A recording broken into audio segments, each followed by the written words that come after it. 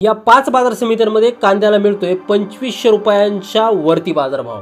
मग त्यामध्ये सोलापूर बाजार समिती असेल, हिंगणा बाजार समिती असेल, वडगाव पेठ बाजार समिती असेल, नागपूर असेल, यासोबतच शिरूर असेल, सोलापूर असेल, पारनेर असेल, अशा बाजार समित्यांमध्ये कांद्याच्या भावामध्ये आता मोठी वाढ त्या ठिकाणी पाहायला मिळत आहे। त्यामुळे येणाऱ्या काळामध्ये कांद्याचे भाव वाढतील अशी अपेक्षा शेतकरी राजाला आहे, कारण की कांदा बाजार भाव वाढीसाठी अनुकूल वातावरण देखील त्या ठिकाणी तयार झालेलं आहे। मग त्यामध्ये अतिवृष्टी असेल, त्या ठिकाणी आता पडणारा अवकाळी पाऊस असेल, घटलेली कांद्याची आवक असेल आणि नाफेड आणि एनसीपच्या माध्यमातून खरेदीचा जो काय कांदा केला आहे तो कांदा सडलेला असेल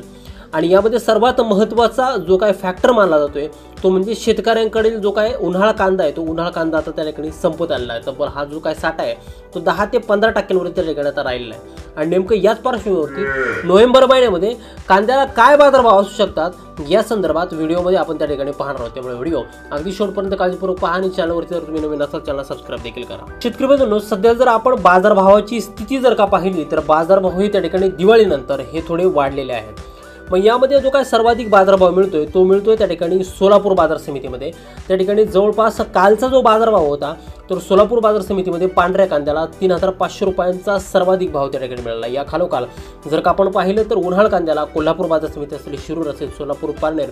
वडूज, सांगली, वडगाव पेठ अशा बाजार समित्यांमध्ये कांद्याला जवळपास 2000 ते 2500 रुपयाच्या दरम्यान बाजारभाव मिळाल्याचं चित्र त्या ठिकाणी आता दिसून येते। 5 शेतकरी मित्रांनो, आता बाजारभाव वाढीसाठी एक अनुकूल वातावरण त्या ठिकाणी आता तयार झालेलं आहे आणि ह्या तयार झालेल्या अनुकूल वातावरणासाठी काही घटक त्या ठिकाणी आता कारणीभूत आहेत। त्यामध्ये पहिला जो काही घटक आहे तो म्हणजे त्या ठिकाणी अतिवृष्टी। आता मागील महिन्यामध्ये झालेल्या अतिवृष्टीमुळे जवळपास 40,000 हेक्टरवरचं जे काही कांदा पीक आहे ते त्या ठिकाणी नुकसान झालं होतं आणि या कांदा पिकाचं नुकसान झाल्यामुळे त्या ठिकाणी जो काय आर्ली खरीप आणि खरीपाचा जो काय कांदा आहे तो परिणामी मार्केटमध्ये आलेला नाही आणि तो न आल्यामुळे त्या ठिकाणी कांद्याची जी काय जो काय कांद्याचा तुटवडा आहे तो त्या ठिकाणी निर्माण होऊ शकतो। पण आता बाजार भाव कमी असल्यानं त्या ठिकाणी जे काय कांदा उत्पादक शेतकरी आहे तर कांदा उत्पादक शेतकऱ्यांनी सुद्धा जी काय कांद्याची लागवड आहे ती फार कमी प्रमाणात त्या ठिकाणी ठेवलेली आहे। जवळपास कांद्याचं लागवड क्षेत्र हे आता घटलेलं आहे। मग आता प्रत्येक जो काही शेतकरी आहे तर प्रत्येक शेतकरी त्या ठिकाणी कांदा लागवड करत होता, परंतु आता त्या ठिकाणी मोजकेच काही शेतकरी ते त्या ठिकाणी कांदा लागवड करताना दिसत आहे। बघा, याशिवाय सध्या जो काय अवकाळी पाऊस पडतोय त्या अवकाळी पावसामुळे जो काय कांदा काढायला आलेला आहे सध्या तो सुद्धा त्या ठिकाणी शेतामध्ये सडताना किंवा पाण्यामध्ये सडताना त्या ठिकाणी मोठ्या प्रमाणात दिसत आहे। त्याचप्रमाणे यावर्षी जो काय कांद्यावर आणि कांद्याच्या रोपावरती करपासारखा रोग असेल किंवा पीळ रोगाचं प्रमाण सुद्धा त्या ठिकाणी पावसाळ्यामुळे जास्त होतं आणि त्यामुळे बऱ्याचशा ठिकाणी कांदा रोप हे त्या ठिकाणी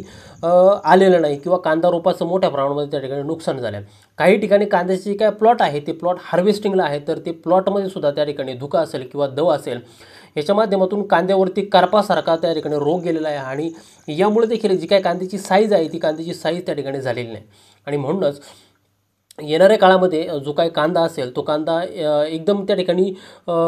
कमी दर्जाचा त्या ठिकाणी येणार असल्याची माहिती त्या ठिकाणी आता कांदा बाजार अभ्यासकांकडून आणि काही शेतकऱ्यांकडून त्या ठिकाणी आता मिळत आहे आणि याच पार्श्वभूमीवरती कांदा मार्केटमध्ये त्या ठिकाणी कांद्याचा तुटवडा देखील निर्माण होऊ शकतो आणि कांद्याचे बाजारभाव हे 30 रुपयांच्या वर देखील त्या ठिकाणी जाऊ शकतात। यासोबतच आपण जर का पाहिलं तर त्या ठिकाणी एनसीएफ आणि नाफेडच्या माध्यमातून त्या ठिकाणी कांद्याची खरेदी केली गेली होती जवळपास 3 लाख मेट्रिक टन, परंतु हा जो काय कांदा आहे तो हा कांदा त्या ठिकाणी सडायला लागलेला आहे आणि हा सडल्यामुळं त्या ठिकाणी जर का उद्या आणीबाणीची परिस्थिती जर का निर्माण झाली आणि कांद्याचा तुटवडा जर का निर्माण झाला तर त्या ठिकाणी एनसीएफ आणि नाफेडकर त्या ठिकाणी नागरिकांना देण्यासाठी बफर स्टॉकमध्ये त्या ठिकाणी कांदा नाही आणि म्हणूनच पुन्हा एकदा नाफेड आणि एनसीएफच्या माध्यमातून शेतकऱ्यांचा कांदा खरेदी करणार असल्याची बातमी त्या ठिकाणी आपण वृत्तपत्राच्या माध्यमातून आपल्याला त्या ठिकाणी मिळत आहे। त्यामुळे या दोन्ही घटकांच्या पार्श्वभूमीवरती कांद्याचे बाजारभाव त्या ठिकाणी मार्केटमध्ये वाढू शकतात अशीच एक त्या ठिकाणी आता शक्यता निर्माण झाली आहे। त्यामुळे शेतकरी मित्रांनो, तुमचा जर का कांदा आता हार्वेस्टिंगला असेल किंवा तुमच्याकडे जर का उन्हाळा कांदा शिल्लक असेल तर रोजचे बाजारभाव पाहून तुम्ही कांद्याची विक्री करणं हे त्या ठिकाणी अपेक्षित आहे, जेणेकरून तुम्हाला त्या ठिकाणी नफा होईल।